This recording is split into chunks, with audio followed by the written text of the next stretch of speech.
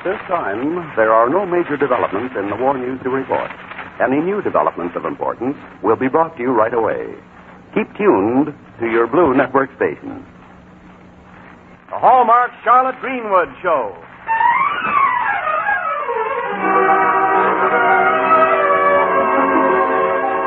Welcome now to our show. Here's a friend you all know. Charlotte Greenwood is with us again.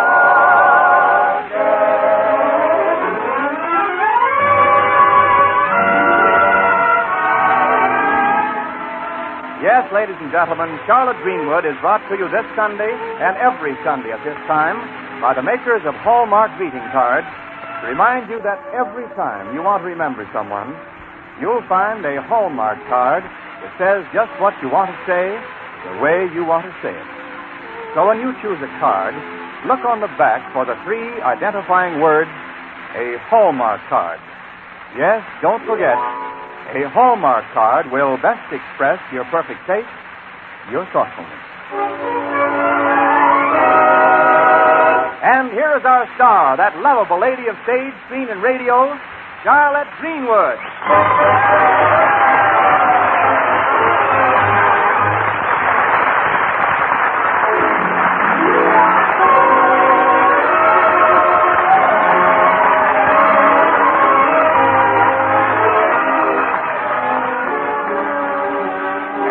The Barton home, where Charlotte is taking care of the three Boston youngsters, finding out that life mainly consists of ups and downs, keeping appearances up and expenses down. The time was around 4 o'clock in the spring afternoon, and in the living room with Charlotte, Barbara Barton was coaching young Bobby for his geography test. Oh, Bobby, now you must know the answer to this question. When Columbus discovered America, where did he land? I don't know. You would know if you paid some attention in school. Oh, Aunt Charlotte, what would you call a person who just sits back in class and looks on while the others work hard at their lessons? The teacher. Where did Columbus land? I bet Aunt Charlotte knew where Columbus landed when she was in school. Oh, he landed before I went to school. But, Robert, Columbus landed in the West Indies. Oh, yeah. Next question. What happened to Queen Isabella on her 41st birthday? Well, what happened? She was 41 years old. I'd say 31 years old. Oh, you've never passed a test, Aunt Charlotte, making that kind of mistake in a woman's age. No, but I'd have more friends. Robert, Queen Isabella sold her jewels to buy boats for Columbus. Gee, Charlotte knows a lot. Which is still very little. Only, Aunt Charlotte, why do you always pretend to be dumb when you aren't? Well, it's safer than pretending to be smart when you aren't. Hey, look, everybody. Look, here in the paper. Jack, for goodness sake. But it's right here in the financial page. Listen. The Friendship Mine, which was reopened several months ago, has declared earnings of $1,500. The mine is owned jointly by T.J. Gregory and the Barton Estate. Does that mean we're going to get some money? Oh, I wanted to keep it a secret until we were all at the supper table. As a matter of fact, we've already received a check for $750. Oh, boy. Half of $1,500, $750. Our first money from the mine. Is $750 a lot? It's enough to get a few things we've been needing around here. Take that tilapia mine. It's a wreck. You can get along perfectly all right with that car. It'll fall apart any day. I'll leave it to Aunt Charlotte. When I drove you to the lunchroom this morning, didn't you hear those pistons knocking? I thought it was my knees. For $750, we could build a breakfast room in the basement and put in a real dance floor. Oh, who wants to dance? Modern dancing is becoming our most popular national pastime, isn't it, Aunt Charlotte? Well, it certainly is developing by leaps and bounds. What would you do, Robert? Buy my dog Flash a real diamond collar and put him in the New York Dog Show. Oh, now you don't figure that mutt of yours could win a prize, do you? Well, maybe not, but he'd certainly need a lot of nice dogs. Yes, but if we built a breakfast room, just think of all the fun we could have, all the parties. Well, now, while we're thinking, let's think about your education and the taxes due on the estate next fall. Yeah, but it isn't my money. You're the heirs to the Barton estate, but if you divided the $750 equally, that would only be $250 apiece. Yeah. Gee, that's right. Couldn't buy any kind of a car for $250. Build a rumpus room. I guess I couldn't even get Flash a very good diamond collar. Well, then, why not give the money a chance to grow?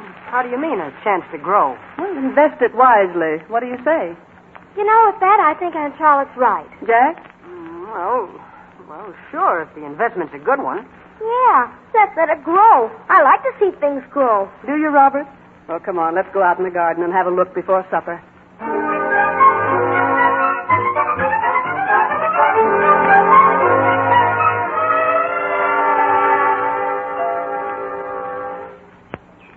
Gee, Aunt Charlotte, things are beginning to come up already. Mm-hmm. It won't be long now till we have to start weeding again. How can you tell which are flowers and which are weeds? That's easy, Robert. Pull up everything, and if they come back, they're weeds. Hey, Aunt Charlotte, look. Those two men in that car.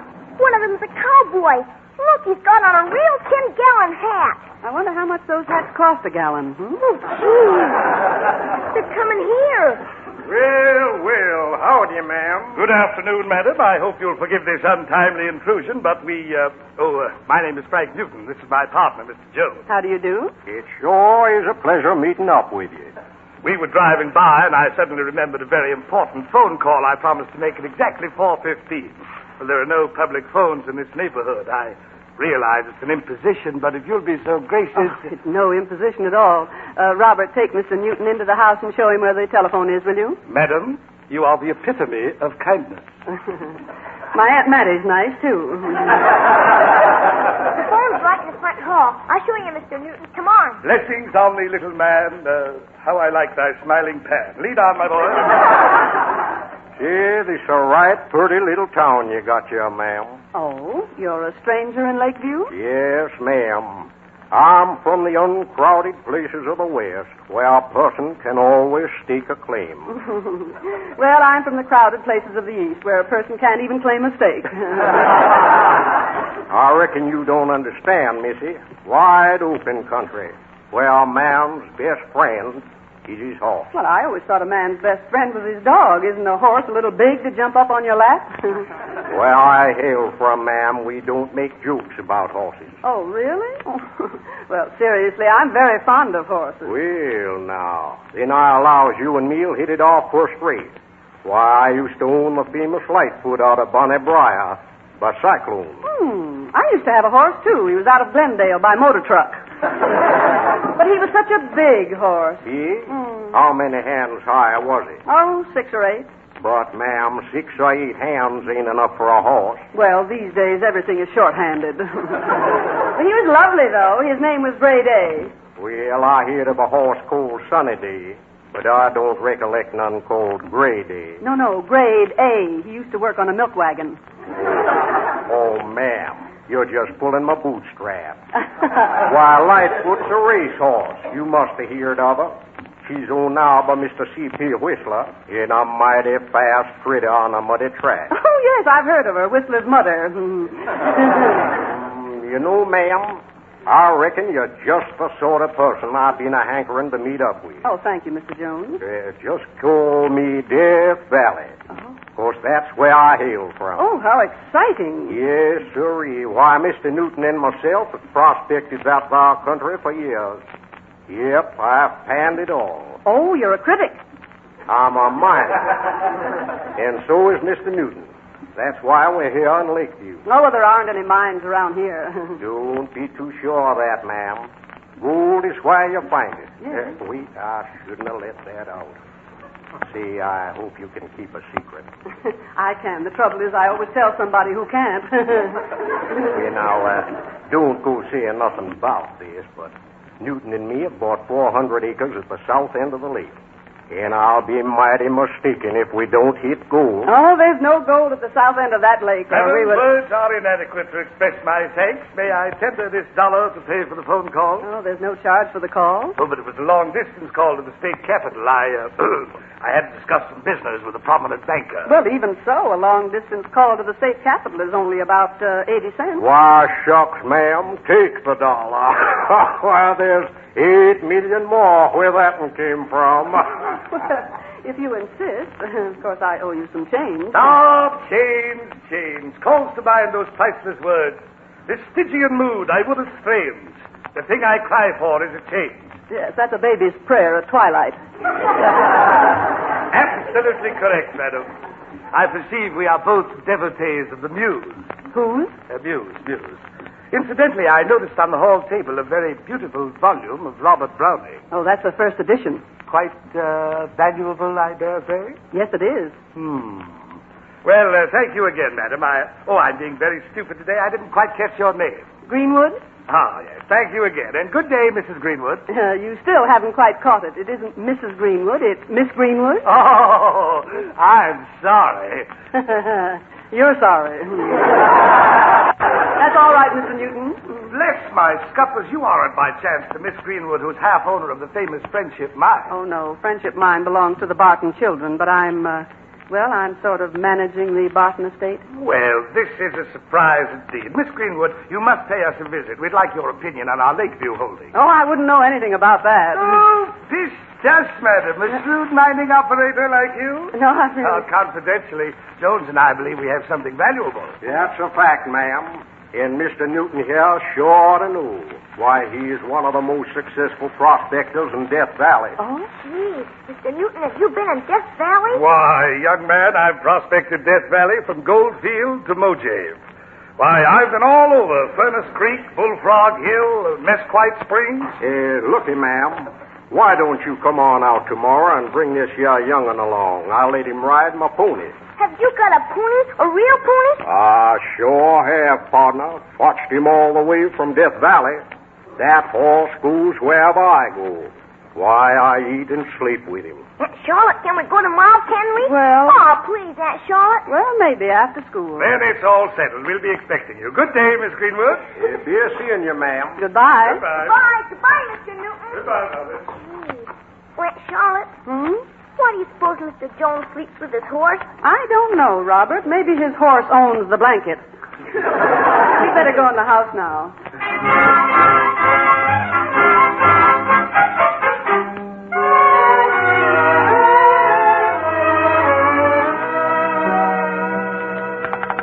Hello? Hello? Oh, hello, Mr. Walters. I guess we were cut off. I'm leaving for school now, Aunt Charlotte. Just a moment, Mr. Walters. Have you got a clean handkerchief, Robert? Yes, I'm taking a piece of this rock Mr. Jones gave me when we were out at the mine yesterday. All right, dear. Bye, Aunt Charlotte. Goodbye. Hello, Mr. Walters. About that analysis you made for me, Yes, one of the men gave me that sack full of dirt. Uh-huh. But after I got your detailed report in the mail, I wanted to be doubly certain. I see. Then there's no doubt about it. Well, thank you very much for analyzing it. Goodbye. Oh, good morning, Mr. Newton. And what a beautiful morning it is. A morn so fresh, a morn so fair. What else in all the world's as rare? That's Shakespeare. Rare though it is, it brings to mind there's something harder yet to find. That's bacon. Touché, Miss Greenwood. A very timely rhymely. Oh, say, that reminds me. I wonder if you'd consider selling that first edition Browning of yours. Well, maybe someday, if I needed the money, but certainly not now. Oh, come in, Mr. Newton. Oh, thank you. I've only a moment. Merely stopped in to express regret that I was unable to be at the property yesterday. Oh, we had a wonderful time. Yes, so Jones told me. But he says, Miss Greenwood, that you don't understand horses. That's probably because you never owned a good, dependable horse. That's nonsense. I had a horse that was very dependable. He kicked me in the same place for years. Very good, very good. Well, I'm glad that you and that young nephew of yours had a good time. He must be a great comfort to you. As the immortal bard says, nothing in this life is sweeter than the patter of little... Peter? Indubitably. But seriously, every man should have children, get married, and settle down. Don't you think so? Providing he does it in the right order. You know, Miss Greenwood, I've been thinking, these Lakeview holdings of mine, I haven't gotten around to having an analysis made as yet, but... I should think that's the first thing you do. Well, I've been out of town a great deal. But if the analysis does show something, well, it's occurred to me that this would be a splendid opportunity for the Barton youngsters to become partners of mine. Well, now, wouldn't that be hard to arrange? Oh, no. Quite simple. Jones and I own 400 acres. We'd sell the children 200. Who knows? We may strike a bonanza, and the children and I could split the profit. Oh, a bonanza split. Oh, lovely. Yes. Well, anyway, it's something to think about. Well, now, if we bought in right now, how much do you want for a half interest? Oh, I wouldn't know. What I've said was merely a suggestion. Well, you must have some idea. Well, actually, Miss Greenwood, this is a very small operation compared to some of my others. Jones and I only paid $1,500 for the whole tract. A half interest would be $750. But that... Oh, that's quite a lot of money. That's all the ready cash we have. Yes, I know it is. I know it's a lot of money, yes. Well, I've got to get downtown. Mr. Newton, we'll buy 200 acres for $750. Well, I still think that this is a very... Huh? A half interest. We can draw up the papers this afternoon.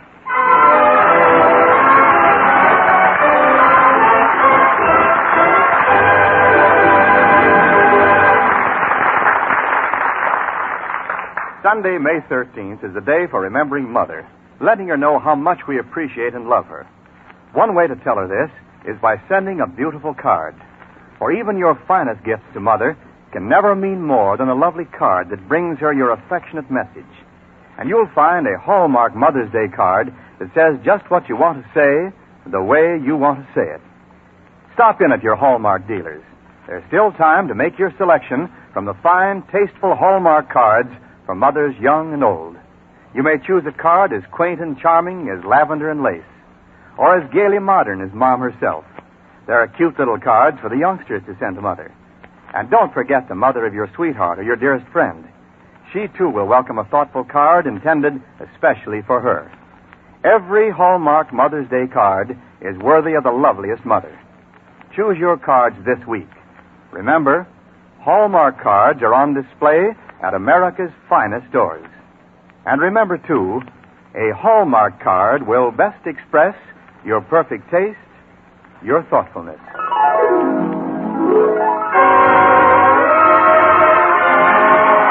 And so back to our story. Several days have passed since Charlotte decided to buy into Mr. Newton's venture, and now one evening... Boy, am I tired. Well, where have you been, Robert? It's way after 5 o'clock. Playing baseball. Our team played the Lakeview Tigers. Must have been a long game. What was the score? 23-0 in their favor. Goodness, they beat you that badly? They didn't beat us at all. Our side hasn't been up to bat yet. Well, you'll have your chance tomorrow. That's the nice thing about this world, Robert. There's another day and another chance for all of us. Every 24 hours. That's what keeps the Brooklyn Dodgers going. Say, Aunt Charlotte, guess what I saw in Pastell's window? A real slugger bat autographed by Babe Ruth. And it's only $8. $8? I didn't know bats were so expensive.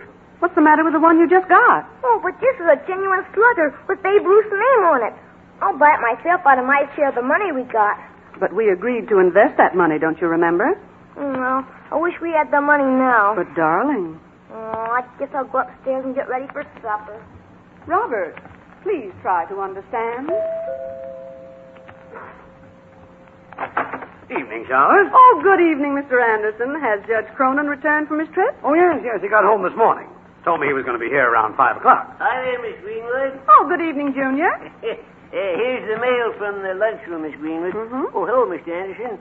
I knew you'd be here. How could you possibly know? Well, I got second sight. You see, I was brought up by a tribe of gypsies. Now, Junior, don't you Oh, start. yes, I was now. Yes, sirree, Bob. I lived way out in the forest. Wore flowers instead of clothes. You wore flowers? That's right. I did, yes, sir. Instead of a shirt, I wore lilies. Lilies, mind you. Yes, sir. Instead of a coat, I wore daisies. All I needed was some bachelor buttons. Well, why bachelor buttons? Well, Miss Greenwood, I got to time along. Good night. Good night, Junior. Now, wait a minute. If you wore lilies and daisies, why did you need bachelor buttons? To hold up my pantsies.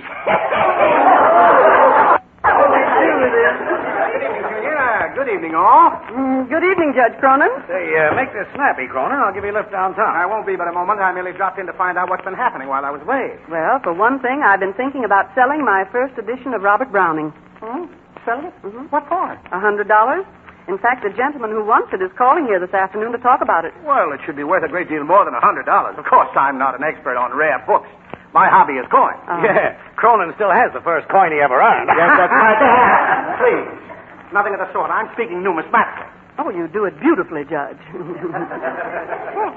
Oh, thank you. I'm glad you said that. But what I mean is, I'm the greatest coin collector in the country. You don't say. What happened to Morgenthau? No, seriously, Charlotte, you do need someone to look after your financial affairs. Yes. Some shrewd, wise, experienced person like... Yes, like... or more particularly like... After all, the world is full of bunco men. Why, I understand there's been one at work right here in Lakeview. He sold 400 acres of worthless land, supposedly containing gold. What's that, Cronin? Of course, the gold is simply planted. A few small nuggets are loaded into a shotgun and fired into the ground.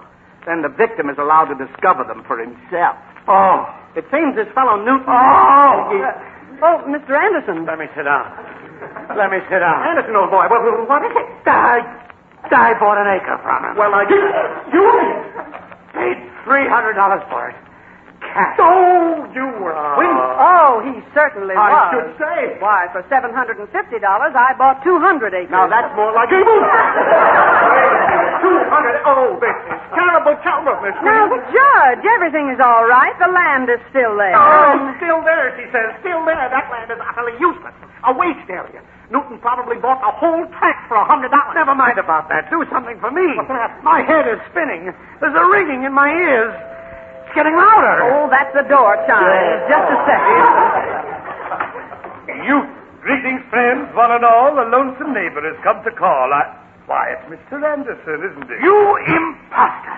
Imposter. There wasn't any gold in that land you sold me. Oh, come now, Anderson. Don't take it so badly. When I have a little hard luck, I just whistle. I tried that once myself. Yeah, what'd it get you? 3 Airedales and a poodle. Not only did you swindle me, Newton, but you threw Miss Greenwood a curve. Well, that's all right now. I can use a few curves. Please, Miss Greenwood. Please, no levity. This is no light matter. After all, I am an attorney. I'll deal with Newton, and I'll get your money back. This man is a swindler. Swindler? Yes. Please, I merely sold 400 acres of land. Aha! So you admit you sold it, huh? Certainly, I admit it. I sold every stone, rock, and pebble of that good Richard. Yes, you did, on the misrepresentation that it contained gold. Miss Greenwood, did I ever mention gold to you? No. No, you didn't. No, of course not. My partner may have thought the land contained gold, but I made no promises whatsoever. I simply sold some real estate. A legitimate transaction. He never said anything about the... Oh, dear me. And I'm afraid there isn't anything to be done. It's a case of caveat emptor. Flattery will get you nowhere. As you seem to be Anderson's attorney, Yes? I'm notifying you that I intend to sue that character defamer for defamation of character.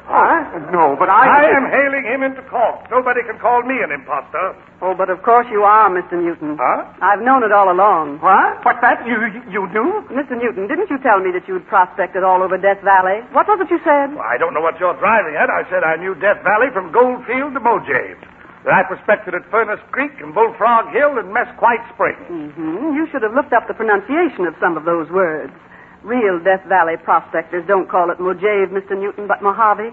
They do? Mm-hmm. And it isn't Mesquite Springs, it's Mesquite. You see, I've been in Death Valley. You have? And that long-distance call that you made on our phone to the prominent banker at the state capitol? Yes, yes. Well, when I checked up on the charges, I found you'd really called a war worker in Mound City. I see what you mean. You told him all about your Lakeview gold mine? Although just a moment before, Mr. Jones informed me it was a deep secret. You know, it all seemed just a little suspicious. Oh, I bet you're just a suspicious type. I'll bet you're the kind who always looks under your bed. I used to look until one night I forgot I was sleeping in an upper berth. Charlotte, if you suspected that he was an imposter, why did you believe in the gold? I didn't believe in the gold, but I did have the dirt analyzed. The land contains a large deposit of kaolin. Kaolin? Mm. Great Scott. What is kaolin? Kaolin, my dear sir, is a very rare and valuable type of clay. It's used to make porcelain. We're rich. Why, Cronin. Yes? That ringing in my ears is gone. Now I've got it. I feel wonderful. Yeah, there's a sort of warmth stealing over me. Mr. Anderson, you're sitting on the radiator. I think. So you see, Mr. Newton, no matter what you sold that land for, you've cheated yourself very nicely. No doubt you all imagine you're very clever. I hope not too clever, Mr. Newton. Cleverness is like those planted gold nuggets. Whatever do you mean? Very brilliant and dazzling, but sometimes so dazzling that you're blinded by it and you overlook the fact that it's the good earth of honesty that pays off. A very pretty sentiment, Miss Greenwood. But I didn't do so badly on the good earth I sold you. Well, good night, my dear friends. Parting is such sweet sorrow. Oh, well, I'll find another chump tomorrow. I wonder. Yes, I wonder how a slick operator like him did overlook that kaolin deposit. Some people are like taxicabs. They go through life just missing everything. Yes, well, it's unfortunate, though, that he was shrewd enough to stay inside the law. Only he wasn't. What? That war worker in Mound City told me Mr. Newton not only phoned him about the gold mine, but wrote him a letter. Oh. Now, isn't that using the mails to defraud? Why, yes, it is indeed. Why, I'll phone the police and have them picked up at once. You see, Charlotte, the kind of things that you get into. You certainly do need somebody to handle your financial affairs. Especially the next time you buy anything. Boys, you're absolutely right, and the next time I'll let you buy it for me. Wow. In fact, there's a purchase you can handle for me tomorrow. You'll see it in Purcell's window. A genuine autographed slugger bat. A bat? Now, what do you want a slugger bat for? Just in case somebody else tries to throw me a curve.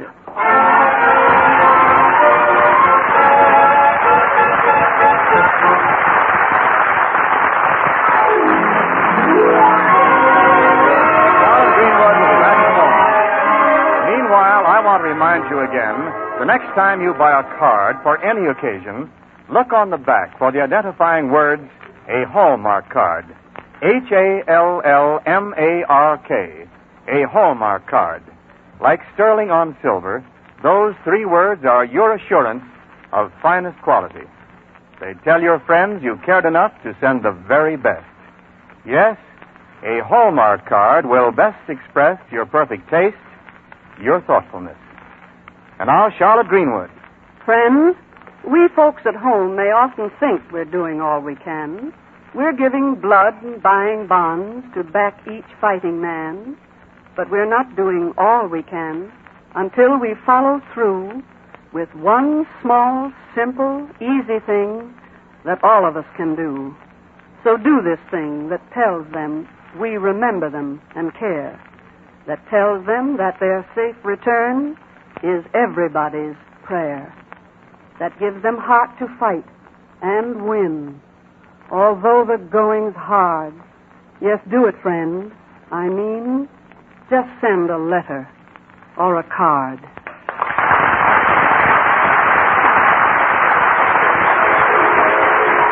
And now, until next Sunday at the very same time, this is Charlotte Greenwood saying, so long, friends, until we meet again. So long, neighbor, till next Sunday, I shall say,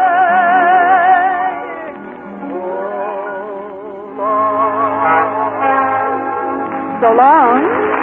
Hallmark Charlotte Greenwood show, like that, H. Johnson.